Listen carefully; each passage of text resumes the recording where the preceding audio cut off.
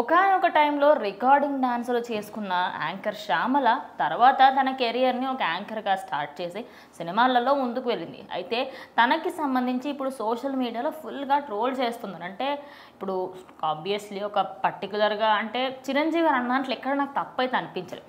ఎందుకంటే family tree చూసుకుంటే సగానికి సగం మంది అమ్మాయిలే ఉన్నారు, పచ్చిగా చెప్పంటే మొత్తం అమ్మాయిలే ఉన్నారు.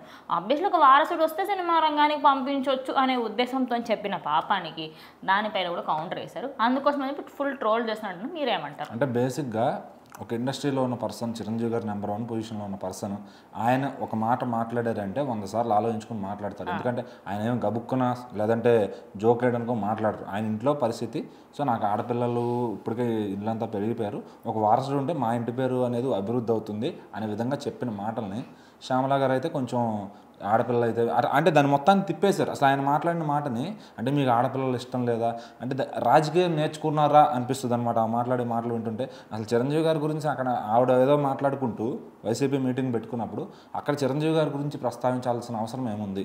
ఒకప్పుడు ఆమె కూడా ఇండస్ట్రీలో పనిచేసింది. సో ఏదో వైసీపీ పార్టీలో ఒక స్పోక్స్ పర్సన్గా పొజిషన్ వచ్చింది కదా, సో మనకంత చిన్న ఈ పొజిషన్కి ఇంత తలకెక్కింది పొగరంటే తర్వాత ఇంకేంటి మనం అసలు ఎక్కడి నుంచి వచ్చామని చెప్పి ఆమె మొత్తాన్ని కూడా తోడుతున్నారు అన్నమాట ఫ్యాన్స్. సోషల్ మీడియా రోజు మామూలుగా లేదు. మీరు తప్పు లేకుండా ఎవరైనా తప్పు చేశారనుకోండి, ఇప్పుడు అవతల పార్టీ వాళ్ళు మీకు ఎంత తప్పు అనిపించింది దాన్ని ఎత్తే చెప్పండి, అది మీకు రైట్ ఉంది. అంతేగాని అసలు సంబంధం లేని విషయంలో చిరంజీవి గారి మ్యాటర్ తీసుకొచ్చి ఆయన్ని కూడా మీరు ఇదిగా మాట్లాడితే ఎట్లా కరెక్ట్గా? ఎందుకంటే మీరు ఇండస్ట్రీ పర్సన్, ఇండస్ట్రీలో ఉన్నప్పుడు ఇండస్ట్రీ వారికి గౌరవం ఇవ్వాలి, అది మినిమం రెస్పెక్ట్.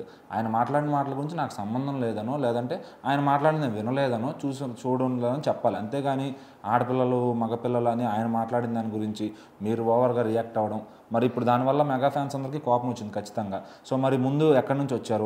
ఒకప్పుడు రికార్డింగ్ డ్యాన్సులు చేసుకునే ఆవిడ ఆ ఫోటోలు అన్నీ కూడా తీసుకొచ్చి చక్కగా వేశారనమాట ఫ్యాన్స్ అంతా కూడా. అంటే ఇప్పుడు వాళ్ళు కూడా చిరంజీవి కూడా ఏం అగాధం రాలేదు కదా, ఆయన కూడా మంచి ఒక దీనస్థితి అంటే పోలీసు నుంచి ఫ్యామిలీ నుంచి వచ్చారు, బట్ ఎక్కడ కూడా ఎలాంటి తప్పులు చేయకుండా మంచిగా ఈరోజు చిరంజీవి గారు ఉన్న పొజిషన్కి ఆయన గురించి మాట్లాడే అర్హత ఈమెకు లేదు.